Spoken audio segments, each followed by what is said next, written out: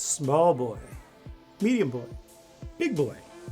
Have you wondered why the world's adopted so many .30 calibers? Let's talk about it.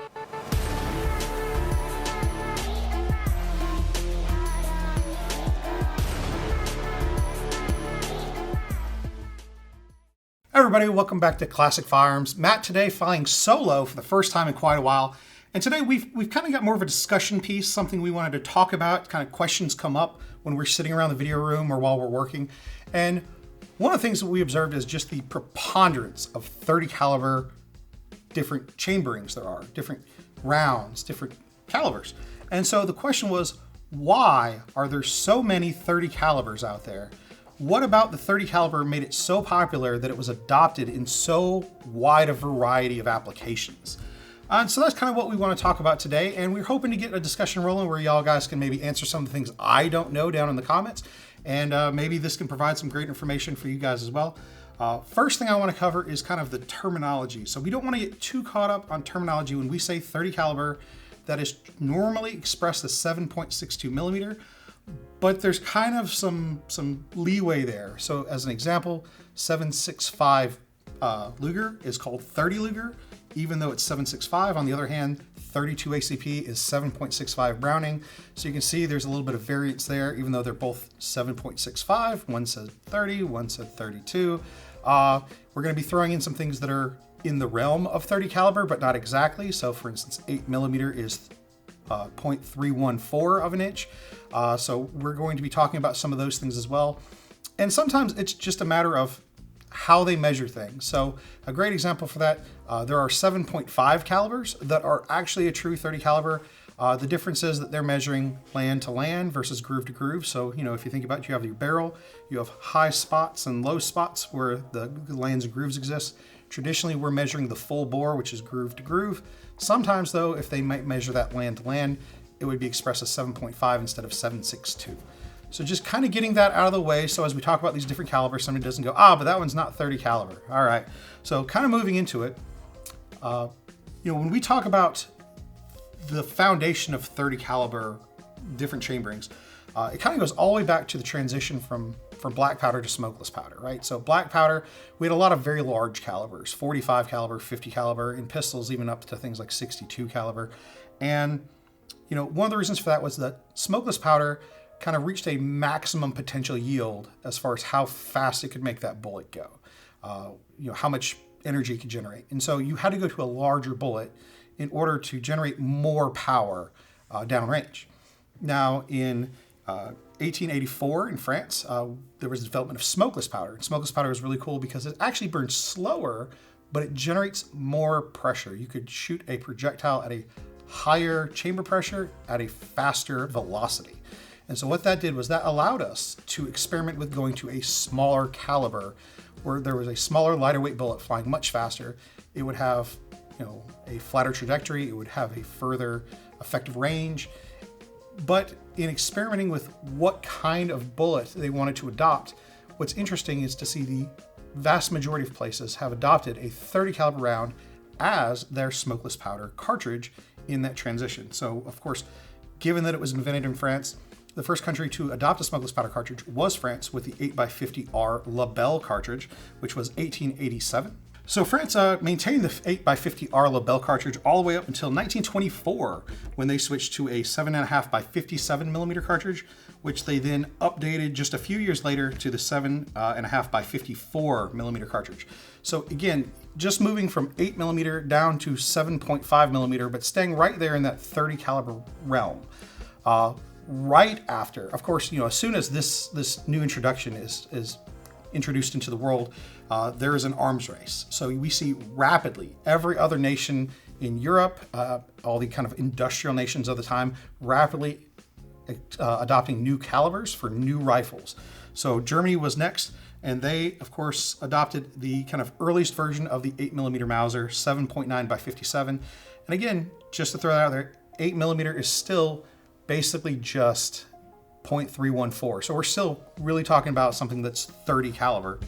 And that was the Gewehr 88. So the kind of Patron 88 cartridge was the first variation. There were going to be many improvements when it comes to bullet design and propellant and things like that. But this is really kind of the first introduction of that 8mm cartridge that we know lasted all the way through World War II. It's become one of the most widely adopted military cartridges in the world. And the question comes to be like, okay, so when we're looking at why these two first adopters adopted these cartridges in this, 30 caliber kind of overall realm of size, why is that? And I think one of the probable reasons has to do with the limitations of their manufacturing at the time with metallurgy and propellants. So we can do things a lot better nowadays than they did all the way back then in the late 1880s, early 1890s, as far as making a barrel that will withstand pressures. So when you say, okay, we're going to a smaller bullet with a higher chamber pressure and a faster velocity, well, there's a limit to how high of a chamber pressure you're going to be able to make a barrel that's going to withstand repeated attempts to fire. And so it seems like, this kind of going down to a 30 caliber was the best result they could find for having a barrel that they could withstand the chamber pressures of. They didn't want to go smaller than that and have a higher chamber pressure, but still go to a smaller, lighter round that would have that, further range as well as higher velocity. And so it seems to have been a balance of interest. There were some experiments kind of early on in going even smaller. One of the best examples I know of is the 6mm Navy Lee, which of course 6mm is significantly smaller. And it was supposed to be actually a really good performing cartridge, but there were certain limitations. And one of them was that they just burned out barrels extremely quickly. We're talking about, barrels being unusable within 3,000 rounds. So that's an indication to me of, even though they were trying to make a barrel that had a chance of withstanding those pressures, of how quickly they wore out, that kind of demonstrates the limitations technologically with making an even smaller sub-caliber rifle at that time. So going through some of the other rifles that and calibers that were adopted, again, very quickly within 5 to 10 years of the introduction of smokeless powder. The Swiss adopted the 7.5 by 53.5 GP round in 1890. Austria adopted their 8x50R round in 1890 as well. That would later get updated. In fact, you see this a lot. The Swiss would later go to the 7.5 by 55, and the Austrians would go to the 8x56R. So we're staying the same nominal caliber. We're adjusting case size to have a better use of propellants, especially as new innovations come through. Keep in mind that these early cartridges predate the Spitzer round, so they would have had rounded bullets instead of these pointed bullets. And so with the introduction of Spitzer rounds, we have a more aerodynamic kind of projectile, and we are able to fire possibly a projectile with a different powder load, and therefore, there was going to be some changes to the cartridge overall. But notice that there's very little change in the diameter of the round, that first nominal measurement. They're staying in that 7.5 to 8mm range. 7.62 by 54R, one of my favorite calibers, one of the longest serving military calibers of all time. Introduced, of course, in 1891 with the 3-line rifle, the original Mosin Nagant rifle. 303 British, 3040 Krag was adopted in the US in 1892. It was kind of our first sub-caliber US military cartridge, and it gets into sporting realm as well with the 30-30 caliber as well as the 30 Remington, introduced kind of in 1894 and I believe 1906 respectively. So this 30 caliber love bled over from the military world into the sporting world, especially here in the US. Not to say that things like 8mm Mauser have not been used for sporting purposes. Obviously, it is a fantastic hunting cartridge, especially for larger game. And then we also have kind of an interesting convergent evolution where pistol calibers were also very common in this early time, 30 caliber. The first kind of successful semi-automatic pistol was the Borchardt pistol in 7.63 by 25 Borchardt. That was introduced around 1893, and that was then developed into the 7.63 by 25 Mauser round, which became world famous all around the world, especially in things like the C96 broom handle. And 7.62 by 38R is the Mosin Nagant round, which was adopted in like the 1890s. So, again, these early pistol calibers are also 30 caliber. Now, even though the Nagant revolver 7.62 by 38R was the official kind of sidearm of the Russian military, things like C96 broom handles and semi-automatic pistols in 7.63 by 25 were very popular, the Mauser cartridge. And so when Russia decided to replace the Nagant revolver, they actually did go with the Tokarev design, which is 7.62 by 25 Tokarev. That's our little guy here in the middle. So this is actually a good indication of all three of those pistol calibers I was talking about. So they're all necked cartridges, which is unusual in modern days for a pistol cartridge. But you know, the 7.62 by 25 Tokarev is dimensionally basically the same as the Mauser cartridge, but it is a much higher pressure and velocity. So much so that you know, German soldiers would capture Russian arms in World War II, and they would be able to use them safely with their 7.63 by 25 Mauser ammunition, even though there's, again, that slight nominal difference in the way that their dimensions are described. So moving forward, you know, we have kind of some political reasons maybe, or you know, things that maybe were just economically expedient for why we continue to use 30 calibers. So when we moved from 30-40 Krag to the 30-06, we were, you know, like definitively trying to come up with a better competing cartridge against the 8 and 7 millimeter Mauser. You know, we were going from the Krag rifle where we competed against in the Philippines in the Spanish-American War. We saw what, you know, clip-fed Mauser-style rifles could do with those. And so we went to our own 30 caliber projectile in a Mauser design with the 30-03 and then 30-06, which is basically just an updated version of that. And then when we look into like the development of the Grand rifle, it was basically a political expediency that kept the 30-06. Grand originally did not want to use the you know, 30-06 as the cartridge for the Grand rifle, but the U.S. Military was like, look, we have all these stockpiles of ammunition. So in some cases, something like that could play a role where there's kind of economic expediency or political expediency to say, look, we're going to continue to adopt this cartridge, even though it may not be the top of the line technology anymore, due to the fact that either there was concerns amongst higher brass about going to an even smaller cartridge and they're just kind of tradition bound, or they look at it and say, hey, we've already got this investment in all this ammunition, so we're going to keep this. There was kind of a similar story in the adoption of the M14, where, you know, there was back and forth between the members of NATO about which rifle we were going to adopt and what caliber it was going to be. And so it's very interesting that, you know, the US said, okay, we want to adopt the M14, and everyone in Europe want to adopt the FAL. And we kind of almost struck a bargain where if they adopted our caliber, the 308, then, you know, it was kind of implied that maybe we would adopt their rifle, but then we still went with the M14. So we ended up having 308 FALs, and we adopted 308 M14 because we wanted a 30 caliber American cartridge.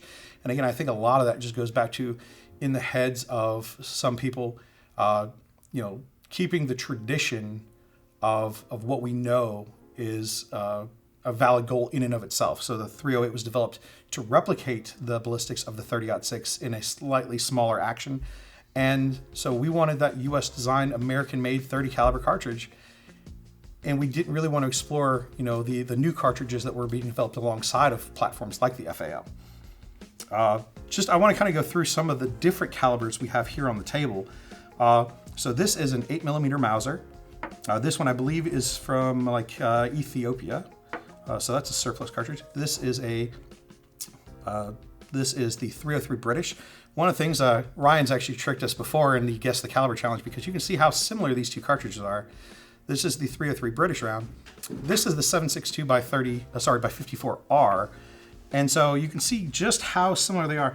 The biggest difference I can tell you is if you look here in the shoulder, there's a much slighter shoulder and a more gradual kind of swelling from the base to the neck on the 303 round.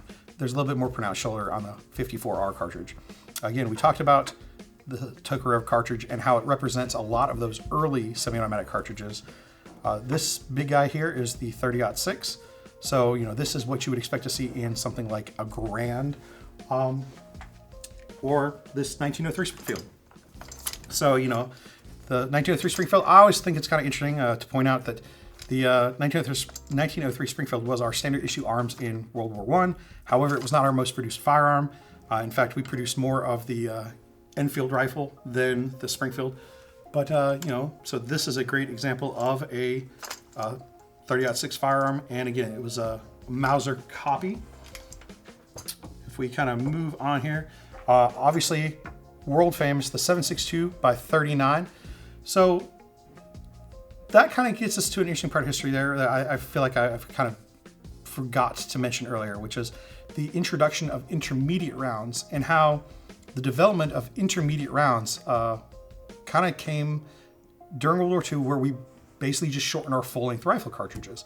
So of course, Germany is kind of renowned as making the first intermediate round, the 8mm Kurz, which is effectively just taking their 8mm Mauser and almost chopping it in half. So it's 7.92 by 33 millimeters.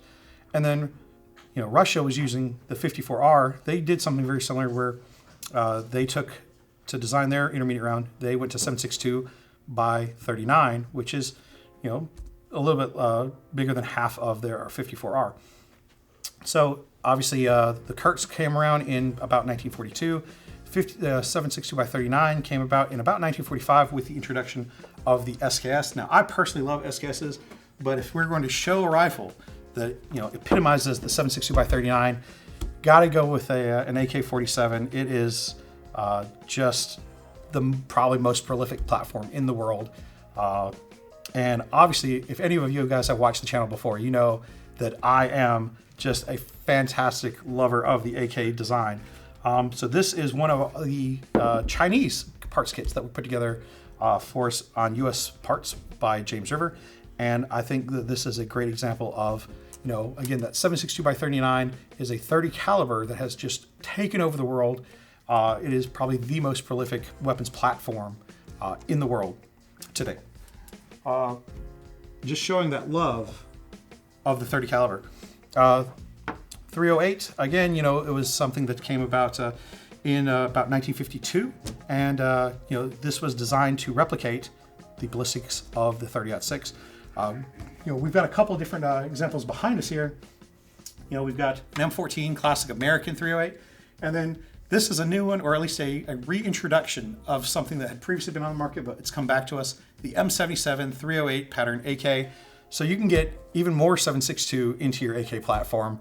Super thrilled about that one. I bought one as soon as we got them in, because you can never have too much 30 caliber in your life. I really believe that. And now there's kind of a whole new, plethora of new wave 30 calibers. So to represent that, one of the things I have here on the table is the 300 Blackout. Now, the 300 Blackout is interesting because it was kind of a specific niche design that has been expanded since it's become more economically available and widespread. So, this was basically specifically designed as a kind of suppressed caliber where you use something that would normally be in a 5.56 and you wanted something heavier and slower because you were going to suppress it. Now, there are plenty of people out there who now shoot 300 Blackout without suppressing it, but that was kind of the initial design, and it explains one reason why they made the decision to go to a 30 caliber. But then, if we look at things like the AR platform, there's a whole host of 30 calibers out there that have been introduced to try to improve some of the ballistics, especially the kind of terminal energy of that platform, like 300 Hammer or 30 Remington AR.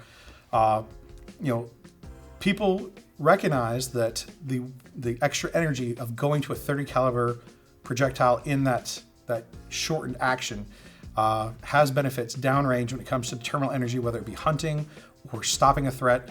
And so even though we have progressed down the line to even smaller bullets, there's this harkening back to where we recognize that there's still a very useful place for calibers in that 30 caliber range. And of course, there's also kind of the opposite side of that. Instead of going to a smaller bullet, we can talk about 30 calibers that are even larger, things like the 300 Win Mag.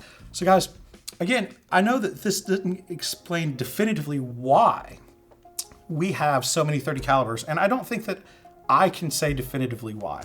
What I can say is that, whether it be from the limitations of production and technology at the beginning, where we found that this met the best balance to the, kind of economic and political decisions of keeping a 30 caliber due to its established hold in the military, to the fact that we recognize that going back to the 30 caliber after going to smaller calibers still holds value today when it comes to things like 300 Blackout or 300 Hammer or other modern 30 caliber cartridges.